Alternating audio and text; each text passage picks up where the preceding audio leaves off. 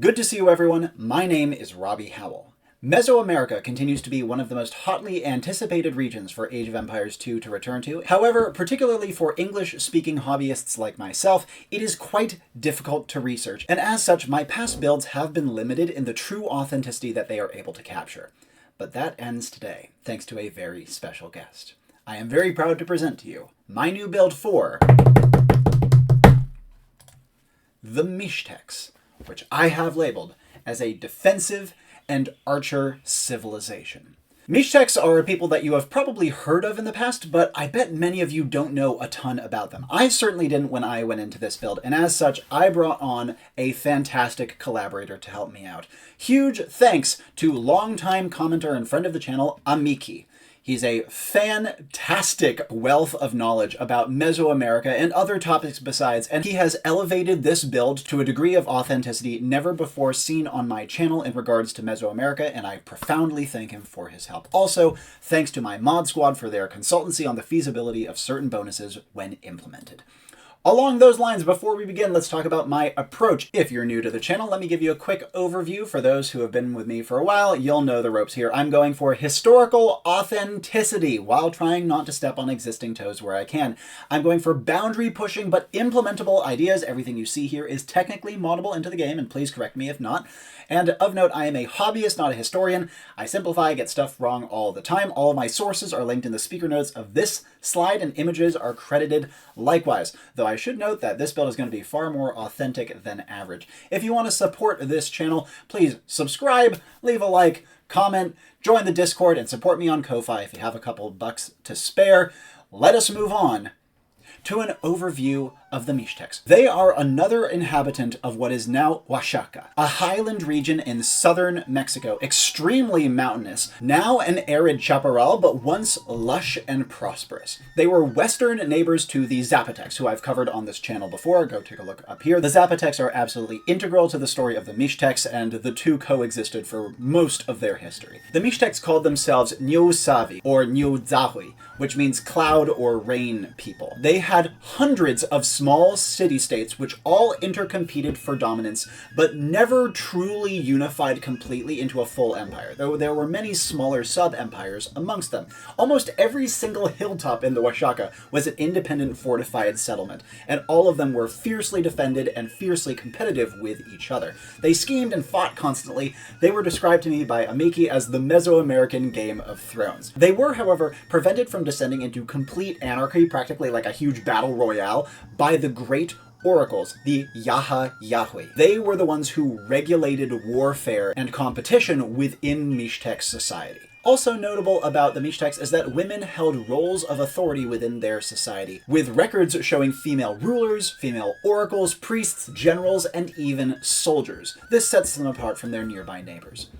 Now to touch upon MIXTEC history. We first see them making an appearance during the Mesoamerican Classical period, which ends around 900 AD. There is evidence of them having existed as early as the 16th century BC, but there's very little known about them during this period, besides that they were heavily influenced by their Zapotec neighbors and linked to the great city of Teotihuacan to their north. They obviously experienced the enormous turmoil that was felt by all Mesoamerica during the Classical period collapse just before the 1000s AD, and rose to prominence shortly thereafter around the start of the post-classical period. Like I said, they didn't have any real single hegemon rising amongst their many dynasties, and never would be completely unified, but many of their states were individually prominent enough to pose serious threats both to their MIXTEC rivals and to their non-MIXTEC neighbors. So as the MIXTECs began to gain more prominence during this period, they, though ununified, would start pushing north and west, claiming more territories, creating more settlements, establishing new dynasties. They would conquer well into the Zapotec states and take much of their territory. And MIXTEC incursions were one of the many things that made sure that they couldn't regain their footing after the Classical period collapse. Additionally, the MIXTECs would push north into Nahua territory, with a few MIXTEC states even adopting Nahuatl as a lingua franca within their own societies. By the 1400s AD, they were the foremost players in South Mexico. The MIXTEC state of Tototepec even had its own empire for a little bit of time, probably the most dominant single centralized state that the MIXTECs ever had. The Aztecs did conquer a lot of MIXTEC territory, but plenty of MIXTECs very fiercely opposed them, with some even withstanding Aztec sieges for decades. Everything would change, however, with the oncoming of the Spanish, a tale as old as time within Mesoamerica. In the 1500s, when the Spanish arrived, the MIXTECs put up a valiant resistance, but ended up being vassalized along with everyone else. They adopted Christianity, but kept up secret idol worship for hundreds of years thereafter, retaining elements of their indigenous traditions and roots. More importantly for the MIXTECs, however, Old World animals forever destroyed Oaxaca. What was once lush and abundant farmland that had been terraced by the MIXTECs over the centuries was overgrazed and obliterated, left the arid chaparral that it is now today, and forcing the MIXTECs to abandon their traditional ways of farming and become goat herds. The MIXTECs today still occupy Oaxaca, but have moved in many cases out to other parts of Mexico and the world more broadly. They preserve their native language, which is actually a tonal language akin to Mandarin, which I found to be an exceptionally cool fun fact, and many MIXTECs now live in the United States, bringing with them their culture, their language, and their history.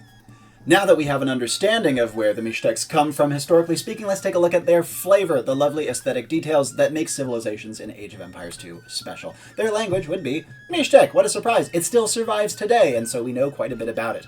Their ensign would be this beautiful ceramic shield, which I mistakenly gave to the Purepecha way back in the day on my design for them. Oopsie, I will be updating that ensign when I get back to it. If you want to see my build for the Purepecha, by the way, take a look up here. Their architecture would be Mesoamerican, shocker! And their wonder would be the Grand Hall of Columns at Mitla, which is reconstructed beautifully in this image below.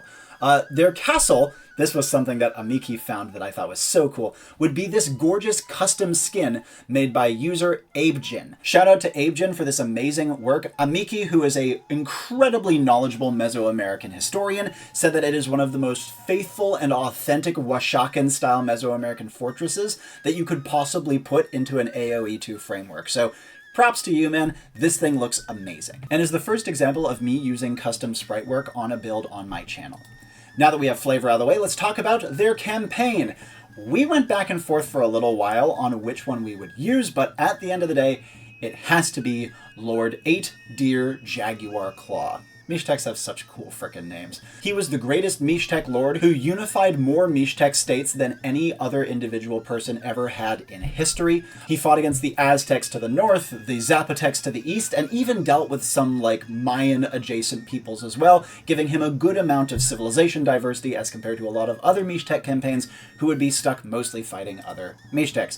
The other major consideration we had was Lady Six Monkey Warblouse, a very close second. She was a warrior queen at the heart of this intricate political drama, and the only reason we decided not to go with her would be a lack of civilization diversity. But she still deserves a historical battle and would actually feature in Lord 8 Deer's campaign as well. If you want to see some AI player names, take a look on screen right now. MIXTECs have such cool frickin' names, I highly recommend it. But beyond that, let us move swiftly on to major themes. Whenever I am doing a civilization build, I like to look at the history holistically and see if I can pull out some major overarching patterns from it that I can use as the cornerstones of my civilization design. And the first one for the MIXTECs is Oaxaca itself. Much like I described the Niger River as being completely inextricably linked to the Songhai culture back on my build for them, go take a look up there if you haven't seen it before, the Oaxacan highlands were so integral to MIXTEC society that it completely molded almost every facet of it. They were naturally separated into their hundreds of small city-states by the Oaxacan topography. And this same topography was what allowed every hilltop to be a self-sustained fortress, very difficult to besiege, and readily terraceable into highly abundant farms. These farms were masterfully engineered and maintained and only destroyed once overgrazing came with the Spanish. Because of this theme, Amiki and I decided that the MIXTECs should have a major focus on stone as a resource. They would be the most stone-oriented civilization in the game. The next major theme, explosive dynastic warfare. MIXTECA was an unstable region hardened by small-scale wars. Dynasties rose and fell at an enormous rate. There were hundreds of them, they were constantly fighting, and they were only kept in check by the Yahweh. When they were allowed to conquer by a given oracle, they did so at an incredible rate. Lord 8 Deer's Blitz campaign was unlike anything I've ever heard about in Mesoamerica, and it was very much primed by the region and the society it was born from. So the MIXTECS primarily fielded mobile ranged soldiers in warfare, alongside an elite corps of tanky infantry, which gives them a really interesting unconventional army comp that I think lends itself beautifully to an archer civilization with a huge focus on timing attacks, which we will be getting into a little bit later. The last major theme was siege and counter-siege. They, of course, had a major focus on siege warfare. They're constantly besieging other nearby MIXTEC strongholds, as well as protecting their own. Now, these sieges were usually fast, not really befitting the lumbering siege engines that AoE2 uses to represent siege warfare. And on top of that, remember the MIXTECs endured the Aztecs and the Spanish better than anyone else, particularly considering they were disunified. So because of this, we wanted to make the MIXTECs a defensive civilization that is itself intensely threatening to enemy bases without using conventional siege tools. With all that out of the way, we come to the end of the history section. If that's all you were here for, thank you so much for watching. But for those of you who, like me, love Age of Empires 2 and want to see what Amiki and I have come to in implementing the MIXTECs in-game, let us move on to civ design, beginning with an overview. The MIXTECs, a defensive and archer civilization. First, bonus. Villagers can be optionally trained for 50 stone. This would be a secondary button in the town center that you can click, in addition to the normal villager button, which would train them for food. This is in reference to MIXTEC adaptation to the rugged Oaxacan highlands, as well as their progenitor myths, which include them being descended from a race of stone men, which they mythologically fought against in their early days as a people. This by itself makes stone an incredibly unusually important resource for the MIXTECs and should give them some really cool early game options that no other civilization has. Second, bonus. The guard tower and keep technologies reduce tower stone cost by minus 33%. So once you research keep, your towers only cost 50 stone. This is in reference to the hundreds of small strongholds built on every hilltop within the Oaxaca by the MIXTECs, each with their own local dynasty. You could represent that as castles, but given how small they were, we felt it was much more appropriate to represent these small dynasties as being within towers. Also, towers are an underrated part of the game besides their use in annoying tower rushes, and this should give the MIXTECs more than any other civilization a really cool incentive to litter the map with towers well into the late game. Third bonus, the Atlatl line is available one age earlier and fires 25% faster. What is the Atlatl line? We will get to that a little bit later, but for now, suffice to say, it's a regional unit, a new Mesoamerican archery range option. And this bonus is in reference to the enormous emphasis placed on the Atlatl in MIXTEC imagery and suspected army composition. Like I said, their armies were primarily ranged, and yet never once is a bow mentioned among them in the sources or in the imagery. Virtually all Mesoamerican powers used Atlatl substantially in warfare, but these guys were the masters of it. We'll get into the details about the Atlatl a little bit later, but for now suffice to say that the base Atlatl would be nerfed until Castle Age, even though you have access to it in Feudal Age. Last bonus. Archers gain +2 attack versus all buildings in Feudal Age, scaling up to +4 in Imperial Age. This is in reference to MIXTEC ranged siege tactics. They obviously besieged enemy strongholds very, very often and had this ranged army comp, and so it made sense that their ranged units would be able to deal with buildings far better than other factions. It is also a very soft reference to the obsidian arrows technology on the Mayans, though of course that was a nonsense technology for many reasons, and I definitely wouldn't put the reference to it if I didn't think it completely made sense within the context of the history, like I believe this one does. Team bonus. Unique technologies cost -33%. Now, the MIXTECs obviously had this massive amount of interdynastic competition, which feels like it would lend itself to, unique technologies being pushed a little more. You and your allies are all trying to show off what makes you special. But more than that, the MIXTECs were famed across Mesoamerica for their artisans, which were exported everywhere and produced some of the finest gold work and mosaics and ceramics of any Mesoamerican people. And it's almost impossible to represent that properly in AoE2, so unique technologies felt one of the best ways to embody that side of them. Last thing to note before we dive in is that the MIXTECs have quite a few regional units that I'll be describing a little bit later in the video: the Slinger, Jaguar Warrior, and Atlatl. With that, let us move on to their unique unit. They have two of them, actually. The first one, their castle unit, being the Yuchi Yutun. This is a heavy infantryman trained at the castle for 50 food and 20 stone. Yet another stone thing for the MIXTECS. They are quite tanky for an infantry unit, but on the slow side, about the same speed as a swordsman. They're also extremely quick to train. Their attack is not great, but they do have a slight ranged attack, enough to let them stab over a nearby ally, but not quite as much as a Kamiuk. They have some attack bonus versus cavalry, less than other spear units, as well as a decent attack bonus versus buildings, but most notably, they deal a flat 2 pierce-through damage, kind of like a Gulam. But instead of this pierce-through damage having additional range, it has a notably wide blast radius. I have a little diagram on the left here. If you imagine the Gulam as only being able to attack someone right in front of it, and it can only pierce through to the person immediately behind that, the Uchiutun can attack a little ways away from itself, and it's as though its stab has like a wake on either side. More comparable to a scorpion bolt, but not adding additional range to the stab. That seems broken, Robbie. Well, don't worry, the Gulam has much higher attack than the Uchiutun, and the pierce-through damage of the Uchiutun does not convey their attack bonuses. If you compare it more directly to a Gulam, the Uchiutun has much more of a blast radius. It can hit way more enemies, and it is generally tankier, as well as way quicker to make, cheaper overall, and like anti-cavalry rather than anti-archer. But the Gulam is obviously dramatically better versus archers, both with the bonus, the speed, and the pierce armor. The Uchiutun is a lot slower and overall has worse DPS unless you're attacking a very big clump of enemies that will really eat that blast damage maximally. If you compare the Uchiutun to another unique unit, the Kamiuk, the Uchiutun obviously has the big blast damage. It's cheaper. It's also quicker to make and tankier than a Kamiuk.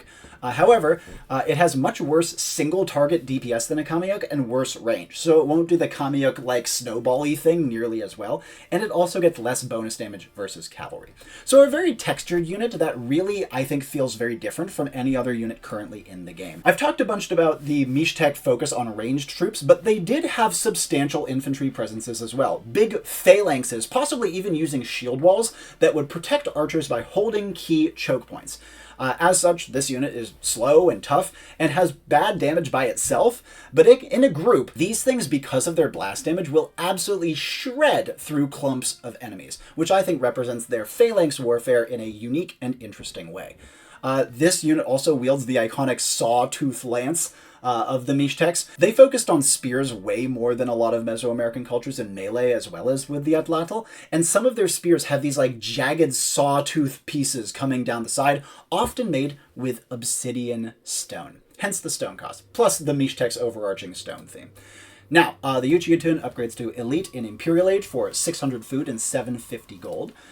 It gains some decent stat buffs, the most notable being a whopping plus 15 HP and +1/+1 armor, but they also get more attack, a bit more bonus damage, and, very notably, a little bit wider of a blast radius. Their pass-through width now matches a heavy scorpion with torsion engines. So if you can imagine what one of those bolts looks like flying through a clump of enemy units, you can imagine the sort of splash radius that the Uchiutun would be bringing as well. With that rather nuanced unit out of the way, we move on to the second unique unit, the Yaha Yahweh. This is a religious unit trained at the monastery for 75 food and 100 gold. It is very expensive, and no more than 3 can be in-game at a time. They are hard capped at 3. Once you train 3, you have to wait for 1 to die. The Yaha Yahweh is reasonably tanky for a monk-type unit, with 75 HP and 1/1 armor, which is pretty good. Still slow, still with a big line of sight, but takes even longer to train. It can pick up relics, but it cannot attack, heal, or convert. Instead, the Yaha Yahweh has an 11-tile aura that disables enemy building attacks. Town centers, watchtowers, castles, turned off. They cannot shoot. So this would be effectively an aura that reduces their attack to 0 or their rate of fire to like -100%. The Yaha Yahweh benefits from Sanctity, Fervor, though the MIXTECS don't have Fervor, and Block Printing, which improves their aura range and line of sight. The Yaha Yahweh are, as I mentioned earlier, oracles that played like an absolutely essential political role in MIXTEC society, regulating interdynastic conflict. A lord or a lady could only declare war, expand their domain, even marry, with the express permission of a Yaha Yahweh. though a few of them, like Lord Eightdeer, found clever ways around this little rule. And so effectively, the Yahweh were the popes, so to speak, of MIXTECS society. The Spanish even described them as little popes, and their role at preserving order was incredibly important. But it was also the way that the MIXTECS were able to conquer so effectively. Once casus belli was given by a Yahweh, you have been given permission to take your enemy's lands, and it was one of the reasons that MIXTEC warfare was so volatile and quick. The tankiness of the Yahweh also represents their kind of uniquely untouchable position within MIXTEC society, and also helps it so that enemy archers don't just like mow it down the second you try to walk it into an enemy base. I agree that turning off defensive buildings is terrifying, and really synergizes very well with the archer bonus. But I promise you, the MIXTEC Siege Workshop is absolutely terrible to compensate for this enormous power. Now, let's talk about their unique technologies. The first one being New Yu in the Castle Age. This makes farms cost a flat 10 stone. Farmers can drop food at towers, yielding a trickle of stone when they do. This costs 150 food, 300 wood, actually costing 100 food and 200 wood after the MIXTEC discount. And it only grants the stone if a farmer drops at a tower specifically, the ratio being 1 stone per 10 food. This would mean that you would get about 27.5 stone of profit per fully upgraded farm. The MIXTECs only have heavy plow, they miss crop rotation. Now, obviously, this represents the MIXTEC terraforming of Oaxaca, making these very productive terrace farms for each hilltop stronghold. So you're making farms out of stone, and you have to drop them at towers. Feels like an absolutely perfect fit. And it also represents how productive but delicate this system was. Once the Spanish trampled the domain, the MIXTECs had a lot of trouble rebuilding. And as such, since stone in-game is much rarer than wood, it will be much harder to rebuild from scratch if your enemy can take out your farms and your towers, unless you have a nice good stone stockpile already ready to go. So it effectively overhauls your economy to be way more vulnerable, but really kick into overdrive once you can set it up properly. The name New Yu roughly translates to Stone City or Stone People, and it links back again to the Stone Men myth that I alluded to in their villager bonus. An enormously impactful Castle Age technology. Now let's look at their Imperial Age technology, also very impactful, Kwachi Ita. This causes each Yahweh you have in play to spawn 5 Atlatl and 5 Slingers.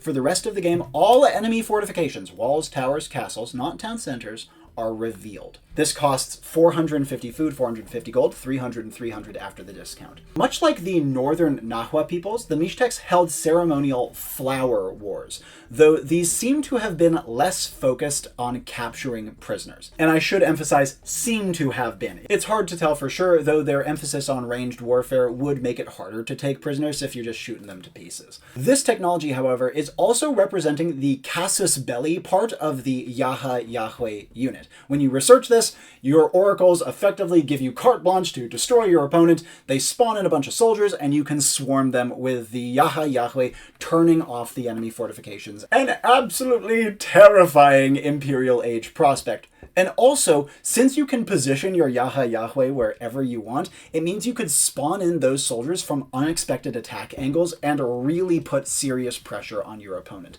Though admittedly, Slingers and Atlatls are not necessarily terrifying troops, the fact that they can chew through enemy buildings and also have fortifications turned off by the Yahweh should make this a very, very frightening prospect unless an enemy is ready for it. Next, regional units. Their first regional unit is the Jaguar Warrior. This is a heavy infantry trained at the barracks in Castle Age for 75 food, 40 gold. It is nothing like the current Aztec unique unit. Instead, it is more similar to a knight. Its stats are somewhat comparable to a knight, but just generally less tanky, slower, and slightly longer to train. However, the Jaguar Warrior benefits from both supplies for minus 15 food and gambesons. Jaguar warriors were, of course, only an official rank within the Aztec Empire, but similar, like, elite Jaguar-affiliated soldiers existed in other Mesoamerican cultures as well. The same is true of the Eagle Warrior. While other kind of Eagle-adjacent elites did exist in other cultures, the Eagle Warrior itself is really only an Aztec unit. And since the Mesoamerican barracks and tech tree in general is so underwhelming in terms of options, this will add strategic diversity to Mesoamerican game plans, give them more options, and also allow for power to be taken away from some of the oppressively good Mesoamerican civilization bonuses. The Aztecs and the Mayans have been top tier forever due to like their crazy good bonuses, and that is probably to compensate for their very limited tech trees. So let's tone down those bonuses and buff up the tech trees so that they have more options without being quite so oppressive. Like I said, the Eagle Warrior is already an Aztec specific unit that's filling in for comparable things in other Mesoamerican cultures, so to me there's no reason why we can't do the same for the Jaguar Warrior. This would be available to all Mesoamerican, but not South American civilizations, and the Aztecs would receive a new unique unit, the Shorn One. Exactly what this looks like I will save for an Aztec remake down the line. Now, the Jaguar Warrior would upgrade in Imperial Age to the Elite Jaguar Warrior, 750 food, 500 gold. It gets stat buffs somewhat comparable to a Cavalier, less HP, slower to train, but it does have better melee armor by a little bit. They do not have a Paladin equivalent, but this will give them a nice fat power spike in post-Imperial Age, and like I said, will give Mesoamerican civilizations more strategic options and diversity to their tech trees. Next, Mesoamerican regional unit. Yes, there's a lot. We're getting through it as fast as we can. The Slinger. This is an archery range unit trained in Feudal Age for 50 food only. It is a trash unit. Its stats are doo-doo. It is somewhat comparable to a skirmisher, generally less tanky, higher speed, lower to train, and with a small attack bonus versus infantry. Very notably, the Slinger, while it only has 2 attack, its attacks ignore armor, guaranteeing 2 damage plus 1 versus infantry per hit, which makes it an interesting option against some units that would normally trivialize trash units like the skirmisher. The archer attack upgrades give a range, but not extra attack. And Thundering, again, like with the skirmisher, gives perfect accuracy, but no bonus rate of fire. So the sling was unbelievably prevalent in Central and South America, one of those important weapons in pre-Columbian militaries, and still widely used both during and after the Spanish conquest. Really can't be overstated how widely used the sling was, and it was also used all over the world well into the Middle Ages, but this design is just for the Americas. Don't worry, I'm thinking about how to make the sling work for everyone else. I just want to focus on Mesoamerica first because it was especially important here.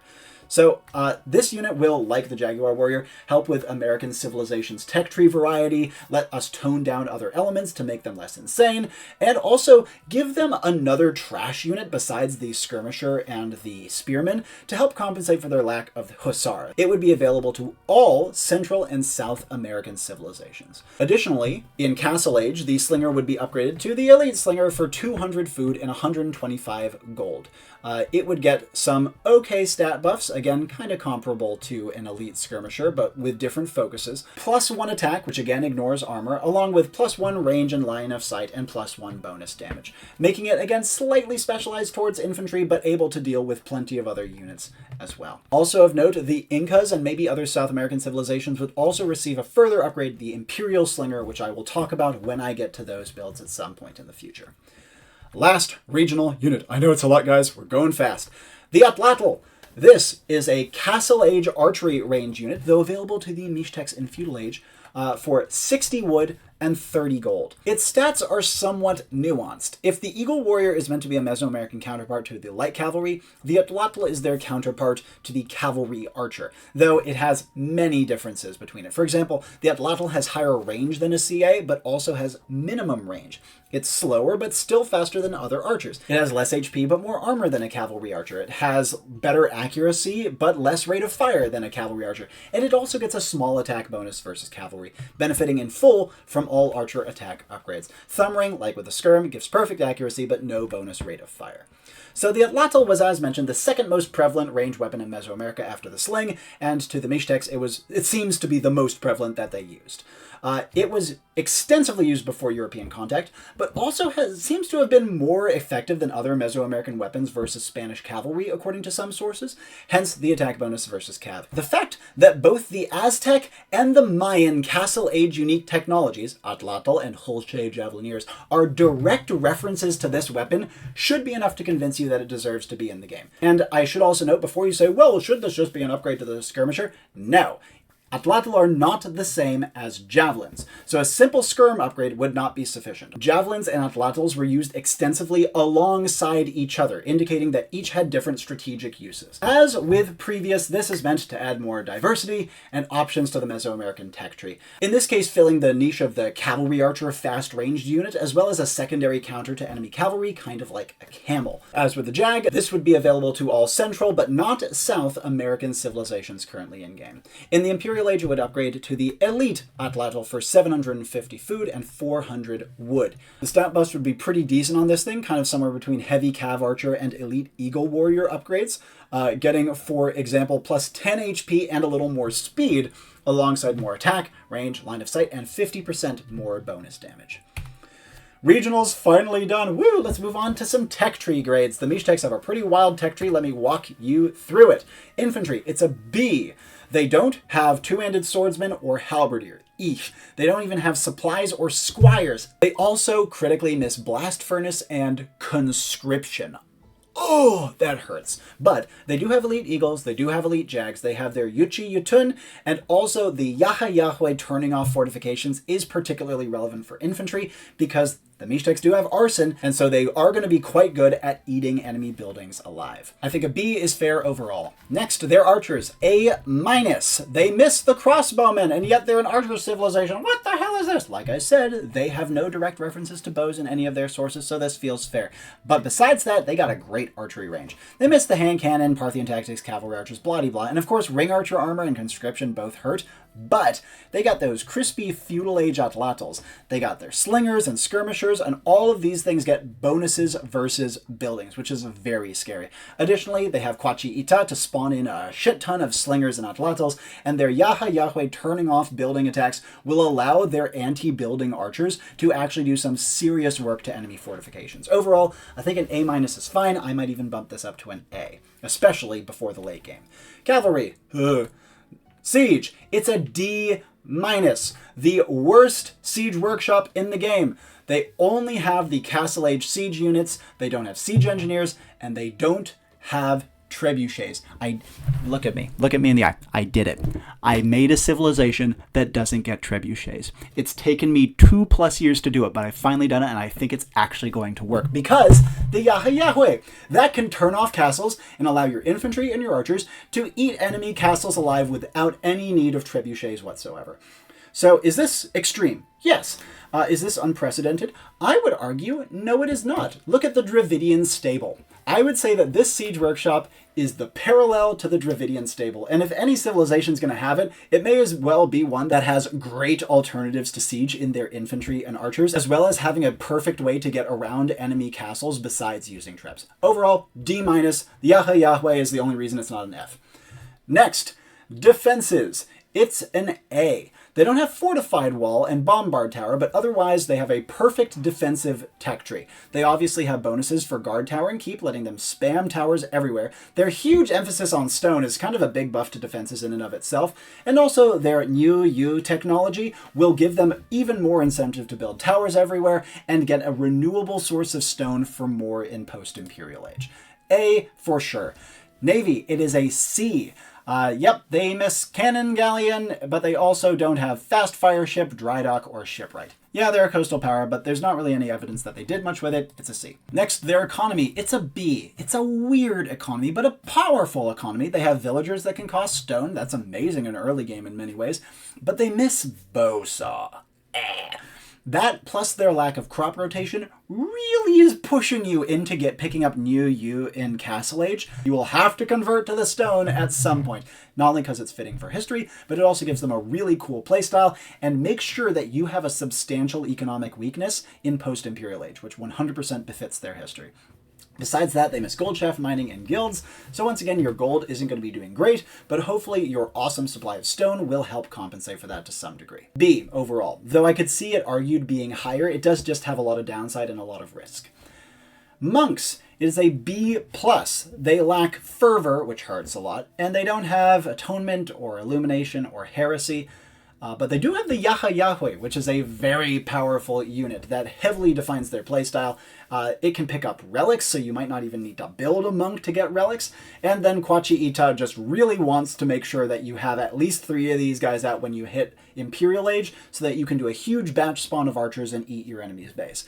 Overall, B+, but pretty much carried by the Yahweh alone. Now that we have an understanding of the MIXTEC tech tree, we move on to their general game plan. How do I see this civilization actually approaching a real game? Early game, A-. Their stone villagers allow for a very unusual but potent early eco. I can even see them jumping on stone at the same time as they start luring boars, or maybe even earlier, to allow them to click up to Dark Age way faster because they've banked up a lot of food. I think that could be so cool. And it frees up resources for militia rushes, which is average, eagles, which are also kind of average, as well as, of course, their wall-busting archer play, as well as even a tower rush. I do hate tower rushes, but it is something you could technically do. For their mid-game, it is an A+. I would say they have probably the most unusual economy in the game once you pick up New Yu. They have amazing rates on their farms, and it frees up wood for their archers. There's just so much you can do. They also have the Yahweh for hideous archer pushes that can eat enemy bases. Kwachi Ita will often close out the game, so as soon as you start going up to Imperial, your opponent needs to get ready for that, because their defensive buildings aren't going to be the counter to your archers. They're going to have to find another solution to deal with them. Probably something in the range of massing up skirmishers and cavalry, which fortunately your Atlatl can kind of help with, as well as critically your unique unit, which is great versus big clumps of enemy cav, and will be able to screen for your archers like they did in history. Their late game, however, I would call a C-. They run out of steam. Their army comp is still fine, but its weaknesses become much more pronounced. You missed the last archer armor upgrade, you miss blast furnace, and critically you miss conscription. You can, of course, just litter the map with towers and call it a day, but like I said, your eco is quite vulnerable, and once your enemy breaks through, it's going to be harder to rebuild for you than average because your reliance on stone. You can't just, have 2,000 wood stockpiled and call it a day. And the Yahweh is way less contributive if you are on the back foot.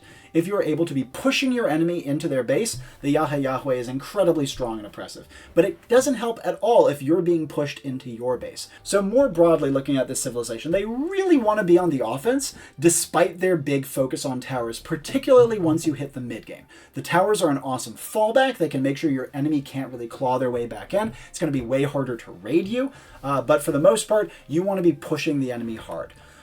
They also completely flip economy dynamics throughout all phases of the game. You need to prioritize stone, especially early on. Your enemy will likely target your farms to try to deplete your stone supplies. Towers become way more important for enemies to deal with. And lastly, they have amazing raiding potential. They do hold choke points very well. Their towers and their Yuchi Yutun are amazing defensive tools. So even as you have raiding parties going out to harass your opponent, it's going to be harder for them to do the same to you in reverse. And with that, we come to the end of the design section. What a civilization, guys. This one is really boundary pushing for LAVAnilla, but like I said, it is technically implementable. Let's talk about some loose threads, beginning with some uncertainties. First of all, my foremost goal whenever making a tower civilization is to try to make sure it isn't a humongous pain in the ass, because I hate trushes. But towers are just so appropriate for this civilization. I don't think I could make this civilization authentically without it being a tower civ. So I wanted to make sure I hit a middle line between tower civ and not a pain in the ass.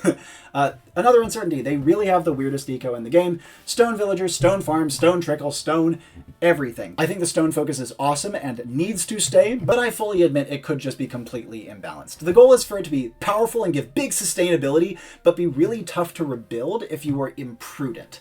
So I'd want to see tests before saying one way or another whether it is fair and balanced in current state. It does feel really authentic and flavorful though, so I absolutely do not want to remove it, even if we have to heavily tweak pieces of it. The Yahweh is probably the single most boundary pushing thing I've ever put on a LAVAnilla build. Turning off fortifications, no trebuchets, batch spawning, everything about this unit is new. except for the batch spawning, which is controversial. So I could see this being like the least liked part of this build, even though I think it's really cool and really flavorful. I genuinely think it's the most authentic way to implement this essential part of their history, even if it's more than a little warping. You could make the MIXTECS a siege civilization, because it's kind of hard to do that in Mesoamerica, but it just pained me too much to simplify this amazing piece of history that I have an incredibly rare and unique opportunity to give an authentic treatment to because of my work with Amiki. To simplify all that down to siege onager, I couldn't do it. I can't do it. Maybe if the MIXTECS were implemented in-game officially, they would be a siege civ. I'm not going to do it that way. Like, don't get me wrong, I don't love warping mechanics, but plenty of civilizations are already pretty warping in some way or another, so there must be a way to make this work. And if nothing else, there is a ton of counterplay to the unit, and I think it would actually be a really fun minigame for other civilizations to have to adapt their strategies to it. Next, Obsidian Arrows was Cancer. I will fully acknowledge, though it was actually one of my favorite techs in the game. And will this Archer anti-building bonus be as frustrating as that was? I genuinely don't know. But MIXTECS don't have crossbow, which was one of the main problems. Archer rushes are very, very strong already.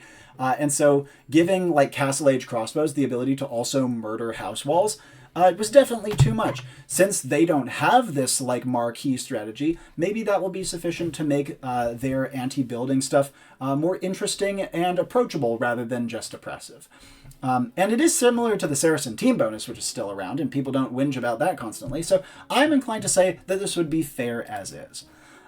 Last uncertainty I had is that the team bonus they currently have does feel kind of underwhelming in single player. Like, you don't really feel the effect. It's like, oh yeah, 33% discount on my unique technologies. Why didn't the unique technologies just cost 33% less? And the answer to that is, I don't have a good answer to it. I really wanted to represent their artisanship and genuinely couldn't think of a better way, so maybe you guys have a better idea for this one. If so, I would love to hear it. Some of the alternatives that I personally came to included maybe having villagers be trainable from towers, but like much slower than usual. That could be like maybe a replacement for the stone villager mechanic if that ended up being just way too strong to be at all feasible. But it is less thematic, and I think it would make the trushing way more annoying. Another option, whenever an opponent ages up, gain gold or maybe some stone or something. That could reference the artisans. But as a team bonus, it would be an interesting alternative, but would be so hard to balance for like big team games. How do you make that work? Like, if you're in a game with 6 enemies, each of them only gives you 50, but against one person it gives you 300. I don't know if that's actually possible to code into the game, and if so, I don't know if I want to subject my mod squad to it. Last alternative, what if Kwachi Ita, instead of spawning in like 10 soldiers per Yaha Yahweh, only spawned in like 3 or 4 per Yaha Yahweh, but was repeatable, so you could do it a bunch throughout the game. I do think this would be less oppressive, but the only precedent for any mechanic like this is treason in regicide mode. And so maybe this could work. If you guys like this option, let me know, because I would actually be more than happy to make this change, especially if the big batch spawn was people's main concern with the Yaha Yahweh. Uncertainties done, let's end the presentation strong with the LAVAnte-Garde section. The impossible ideas that couldn't work in the game as of now, but I think can help push it towards innovating, towards interesting directions going forward into the future. There's a bunch of cool options here, mostly things like regional stuff from Mesoamerica. Take a look on screen right now. The Chakmols technology I mentioned on my original Portapecha build is definitely a consideration. I just couldn't think how to implement it. Special shout out to the first unique unit I proposed here, the Yu. This was a type of curved makuitl that was like a saber used by the MIXTECS only. Super duper cool. I just couldn't think of a good mechanic for it, and the lance was much more important to their military than these funky curved sabers ever were.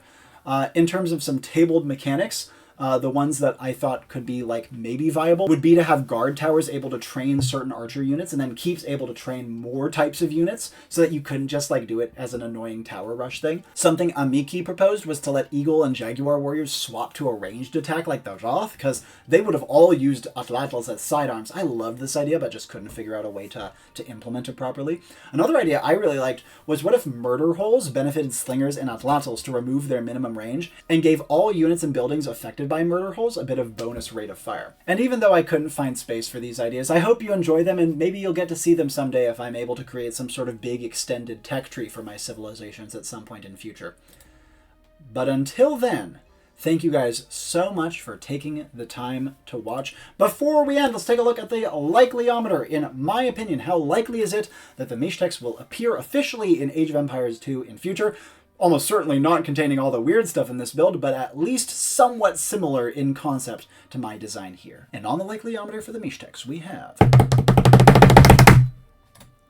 a 6 out of 10. That seems kind of low, doesn't it? Well, there's a good reason for that. The MIXTECS are definitely more obscure than other Mesoamerican cultures and undeniably hard to research.